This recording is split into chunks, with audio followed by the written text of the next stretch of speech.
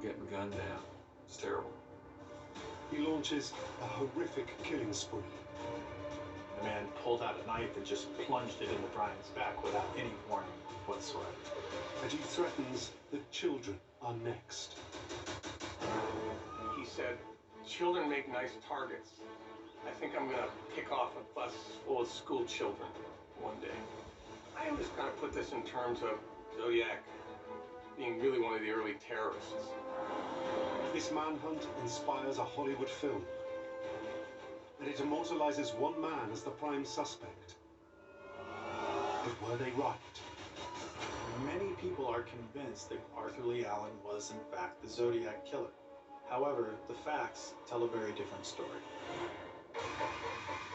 This is the real story of the police hunt for the most elusive killer in American history, and the error that allows the killer to slip their grasp. Simple mistakes let the most notorious serial killer in American history escape justice.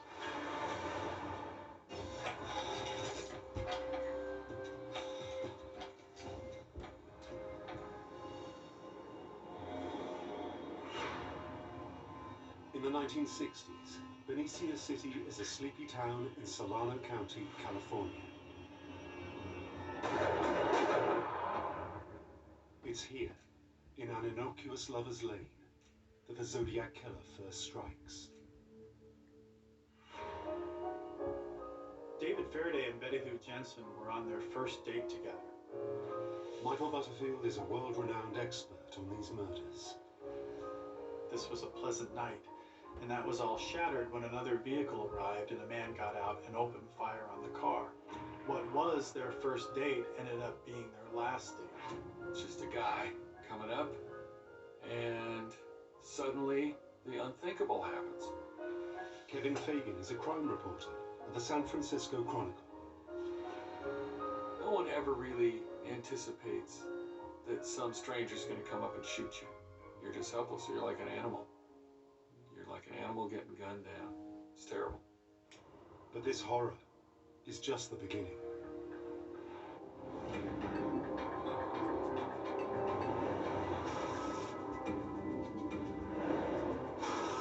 Seven months after his first attack, the killer strikes a second time, just a few miles away. Again, in a remote lover's lane. Just weeks later, California falls victim to the cult followers of Charles Manson as they launch a horrific killing spree. The Lover's Lane killer now seems to be in competition for headlines. He taunts police and gives himself a chilling moniker, the Zodiac. And it won't be long before the Zodiac strikes again. A month later, he targets a third couple, this time at the remote Lake Berryessa.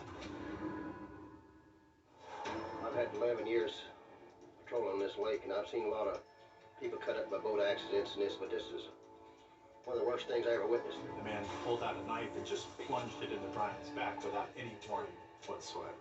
Cecilia Shepard had been stabbed 10 times, 5 times in the front and 5 times in the back. She was bleeding profusely, and she was in incredible, excruciating pain. Getting stabbed to death is a slow, awful way to die. It's torture. 3 couples attacked in remote parts of the San Francisco Bay Area, and the killer seems intent on mayhem. But then he seems to go quiet.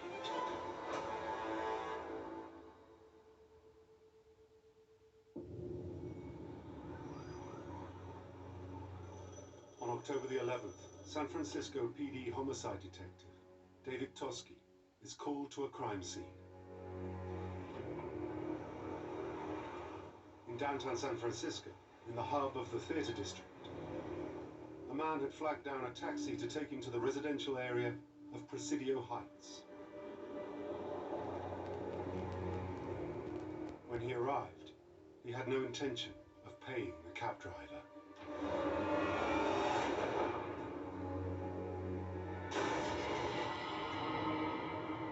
To Toschi, the crime scene seems all too familiar. It appeared to be a routine robbery of a cab driver. which unfortunately was not an unusual crime. Many cab drivers were robbed in that area. The first thing he discovered was that Paul Stein's lifeless body was laying slumped over in the front seat and in a pool of an enormous amount of blood, which appeared to have come from a wound in his head. The evidence indicated that the killer may have been a sloppy and uncoordinated person who was not familiar with committing these kinds of crimes. At that time, Toschi has no way of knowing how this crime will change his life.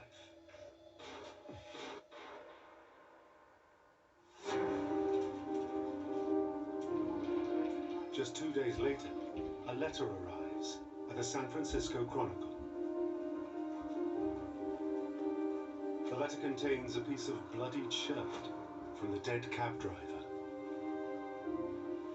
Duffy Jennings is working at the Chronicle when the letter arrives.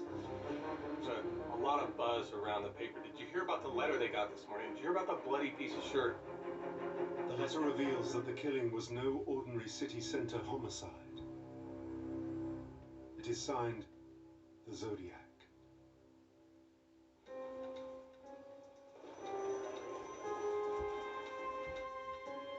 It's the first time the killer has struck on Toschi's turf.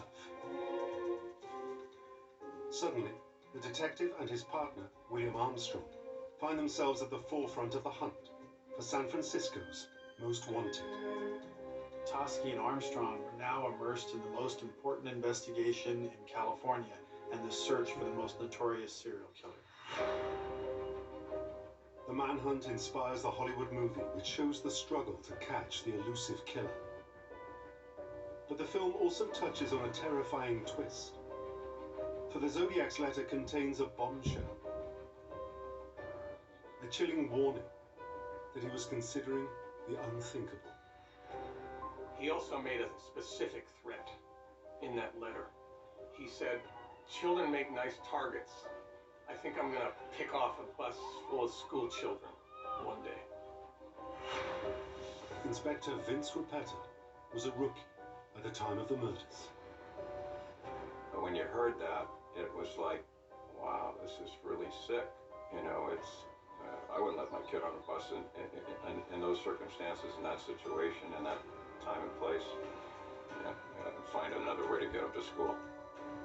Toschi faces a crucial dilemma. If the Zodiac means what he says, then Toschi should warn the public. But if the Zodiac's bluffing, the publicity will be playing into his hands. The Zodiac seemed to crave attention, and police feared that publicizing his threats would only feed his ego and encourage him to do even more. In the offices of the San Francisco Chronicle, journalists face the same dilemma. This is where the big editorial decision now comes into play. Do we publish that part or not?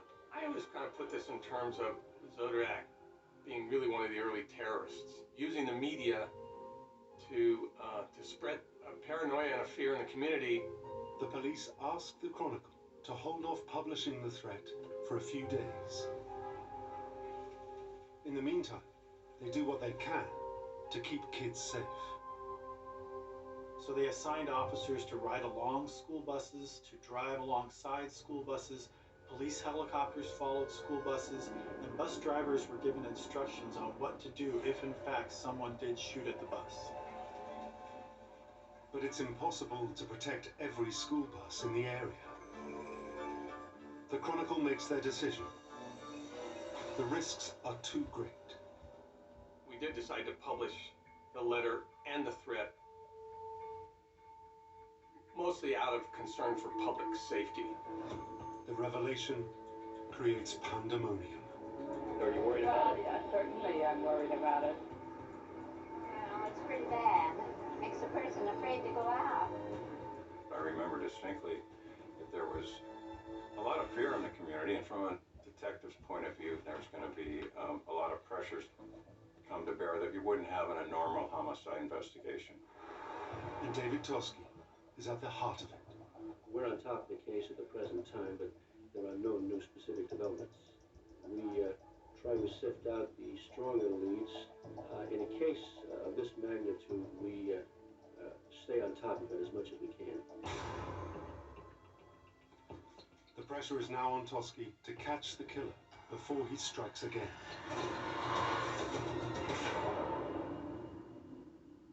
But Inspector Toski's manhunt gets a critical breakthrough. Some children saw the killer of the cab driver and can give a description to the police. Across the street, 3 kids were having a party in their home when they looked outside and saw a man inside the cab with Paul Stein. He appeared to be doing something to his body. They were terrified and called the police. Toski's team worked with the children to gather a detailed description of the suspect, and soon put together a composite sketch. It showed a white man with reddish or brown crew-cut hair, around 5'8", and wearing glasses. But Toski can't be sure the description is accurate. Children are wonderful, but they're terrible witnesses. I mean, they don't know how to evaluate body size, characteristics, colors, dark, light, whatever. So you almost have to discount them. Most people are not trained investigators who retain details for descriptions of the killer. It would be so nice to have had a cell phone back then, One snap would have made a big difference. But even if it's not perfect, their description is a very useful starting point. And there is also one other critical clue from the scene. Police found several fingerprints, but one print in particular was found on the outside of the cab. This was the location where the killer was last seen by witnesses making contact with the cab. Blood was inside the grooves of the fingerprint. This is fantastic news, but he now needs to draw up a list of all the suspects to check against the prints.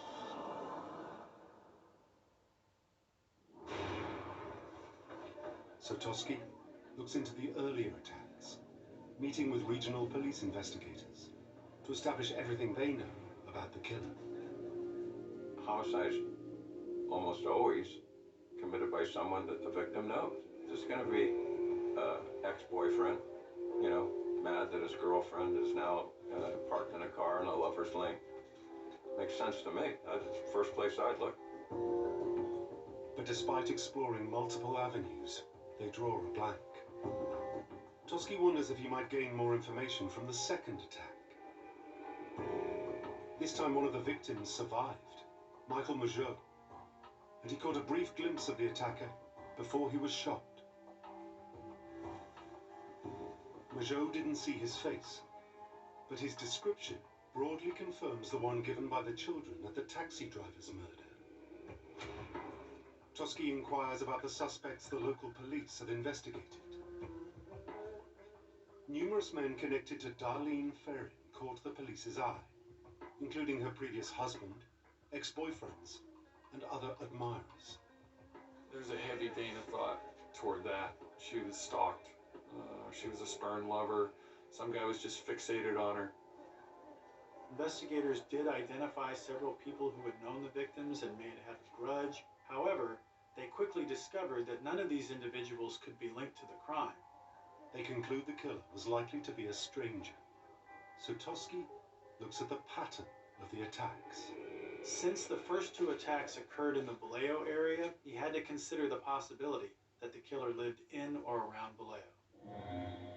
It's just a theory, but in fact Vallejo is roughly in the middle of all 4 crime scenes, supporting the idea. But Toski desperately needs more than just this to go on. So he digs into information on the 3rd murderous attack. Again, there was a surviving victim, Brian Hartnell. I did think I was going to die. I don't think that he was acting under his total complete consciousness. But the real concern that I have is that he doesn't do this again. Toski hopes Hartnell might be able to offer some leads as to the killer's identity. Hartnell described the attack. First, Cecilia spotted a man in the trees.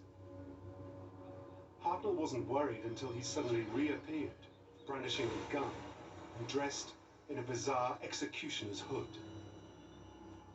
Toschi suspects that Majot's survival from the previous attack had taught the Zodiac to be more cautious about witnesses. The hooded figure demanded their car keys and their money. He then insisted on tying them up. During all this, Brian attempted to engage the man in conversation. This means that unlike all other attacks, Brian is the only victim who has definitely spoken with the Zodiac. Brian thought the killer's voice was very distinctive, and Brian later said that the killer spoke in a calm monotone, and that he may have had some kind of a drawl, but not a southern accent. Toschi was optimistic that Brian Hartnell might be able to identify the killer's voice. The Zodiac could have little expected Hartnell to have survived to tell this story. Because as they thought the ordeal was coming to an end, the Zodiac turned on Hartnell and plunged a knife into his back. He stabbed him 6 times, before turning on Cecilia and stabbing her 10 times, leaving them both to bleed to death. Luckily, someone on a passing boat sees the victims on the shoreline and calls for help. Brian and Cecilia both underwent surgery, and Cecilia survived for 2 more days, but then she died from her wounds. Brian survived and was able to describe what happened and provide a description of the killer. Brian Hartnell's knowledge could prove a vital piece of the jigsaw. But for now, Toschi still needs a lot more. The pool of possible suspects is far too vast. The city of Vallejo alone has almost 100,000 residents in 1969, and they don't even know that he does live there. Finding the killer may be an impossible task. Then, out of the blue, Inspector Toschi's manhunt gets a dramatic twist, as the Zodiac seems to suddenly break cover and calls live on air to the San Francisco talk show AM. He speaks to celebrity lawyer Melvin Belli, and with Jim Dunbar, who is the long-running host of the show. Honestly, to be truthful, I thought there was some weirdo out there who was pretending to be Zodiac. I was curious, but there was a good deal of skeptical curiosity.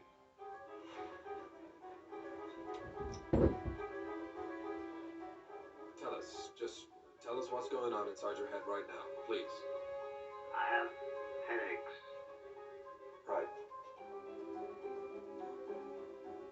The caller doesn't talk for long before hanging up.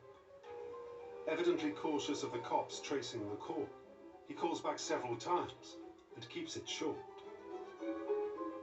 That was a rather convincing element to me. I thought, wait a minute, we got a real nutcase out there who is really concerned about these calls being traced. I was coming around to accepting that, hey, we got a killer on the phone.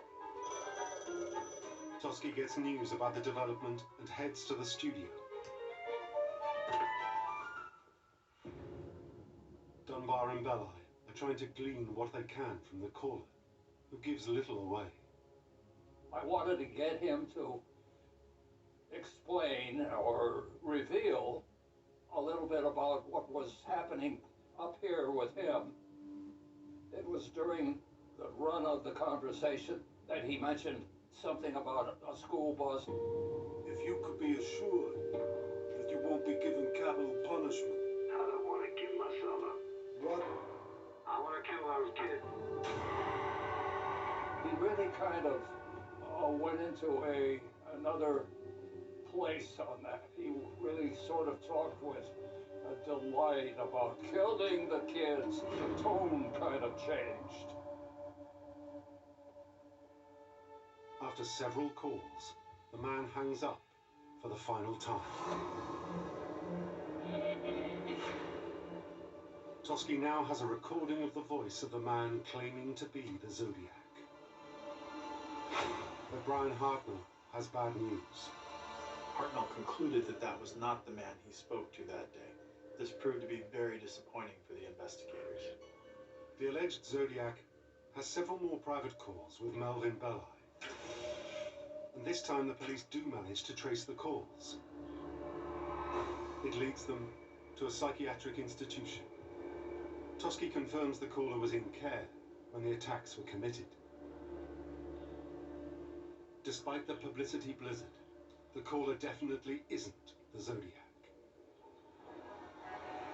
The heat is on for Toschi to uncover the real Zodiac before he kills again. Toschi turns to clues the Zodiac himself sent in to local newspapers a few months before Toschi took over the case. Back in July 1969, the San Francisco Chronicle received its first ever letter from the Zodiac, along with a coded message. Duffy Jennings was there at the time.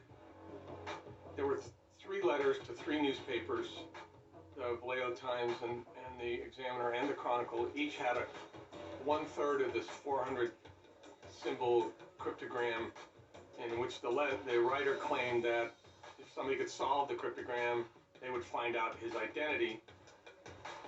The newspapers publish the cryptogram in the hope that someone can crack it.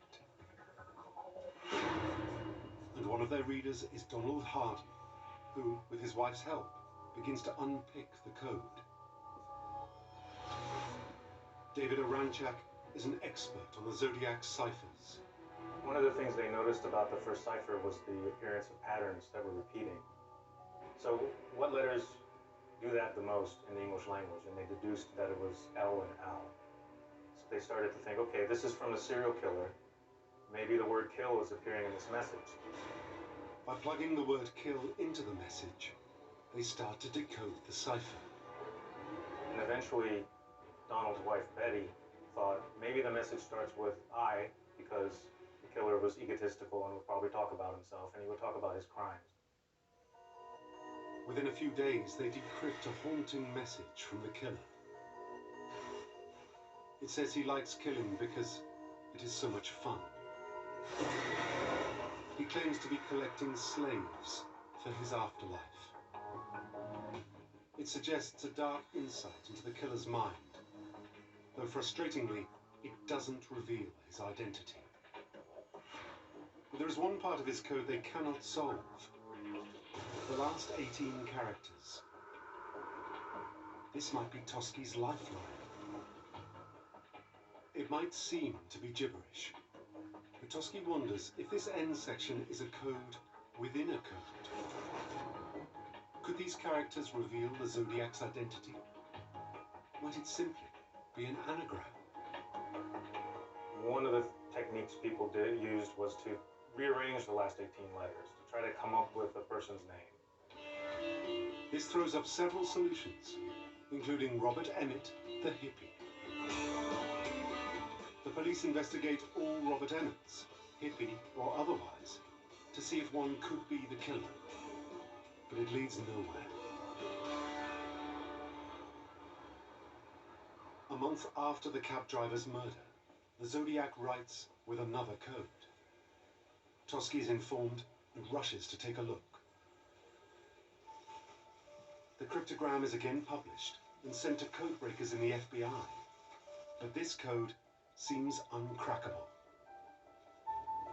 My background's in computer programming, and I thought maybe I could try to solve it using a computer program.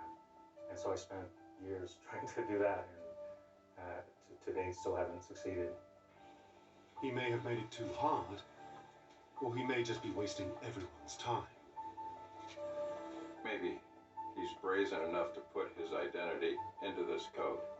Or maybe he's just, thumbing his nose at us and making us chase our tails. Because obviously he thinks he's smarter than everybody.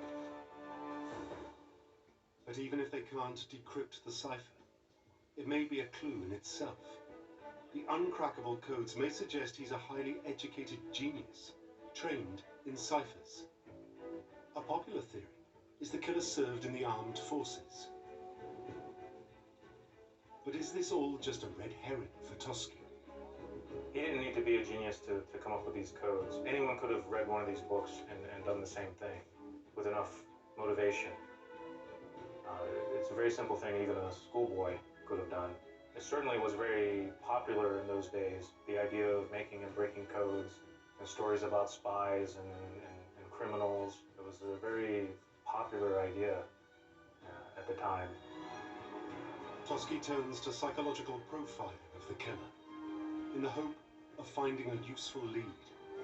What kind of man are they looking for?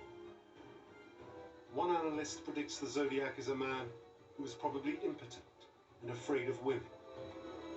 I imagine he didn't have many friends. I imagine he was probably a loner,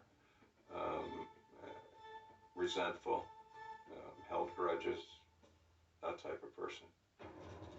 What Toschi knows for sure is the killer loves attention through his taunting letters to the papers. This egomania leads to an extremely bizarre plan to entrap him. He would say things about, I'm waiting for a movie to come out about me. You know, there was one instance where there was a movie, an early movie about Zodiac, before the definitive one by David Fincher. A B-movie about the killer is used to try to lure him to the theatre. As the audience leave, they are asked to write down why they think the Zodiac killed. Somebody actually was sitting inside the box, waiting for one of those entry slips to come through with handwriting that looked like Zodiac's. The man waited, crouched, reading each slip. But the trick didn't work. Either the Zodiac was uninterested or not foolish enough to attend. Toschi is running out of options to catch the killer. But just as everything seems lost, he gets a major breakthrough in his hunt for the Zodiac killer. His colleague has received a tip-off that the killer lives with his mother in the lane, just a few miles from the Zodiac's first 2 crime scenes.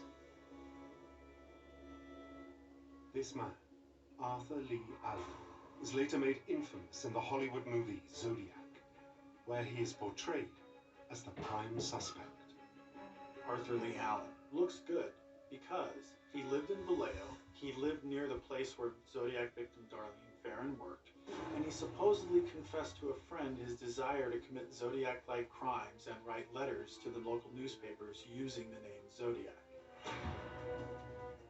The informer, Don Cheney, claims that months before the Zodiac had become public knowledge, Arthur Lee Allen had discussed with him disturbing plans to go to lovers' lanes at night and shoot people, then send letters to the police and sign them Zodiac. After the Zodiac becomes a media sensation, Cheney says he made the connection and reports Allen to the police. The shocking parallels can't be a coincidence. Toschi was impressed by the amount of evidence, but he has questions. Where was Arthur Lee Allen at the time of the murders? Does he have an alibi? And would any of the eyewitnesses identify him as the killer? Toschi decides it's worth paying him a visit. Before they get far, he starts volunteering information that puts him further in the frame. He admits to something they didn't even know. That on the day of the Lake Berryessa stabbing, he was seen with a bloody knife. But he claims it was for killing chickens. There's a feeling of peeling of the onion. Toschi and the crew that was looking into the Zodiac kept seeing more things look very promising. Allen is continuing to act odd. He acted guilty. And when Toschi catches sight of Allen's wrist, he can't believe what he sees. Arthur Lee Allen was wearing a Zodiac watch, which contained the name Zodiac and the crossed circle symbol used by the Zodiac in his letters. It seems they have their man, but what they need is proof. Toschi suspects the Zodiac will have hidden macabre trophies of his victims. And when Toschi discovers that Allen has a remote trailer, he secures a warrant to search it. They had high hopes that they would find something that could link him to the crimes, including the pieces of Paul Stine's shirt, or Paul Stine's driver's license, or the guns used in the Zodiac crimes, the costume worn at Lake Berryessa, and other items. Frustratingly, they find nothing they can link to the attacks. But while there, they also take his fingerprints and get him to submit a writing test for them to compare his writing to the letters. If these match, they'll finally have their man.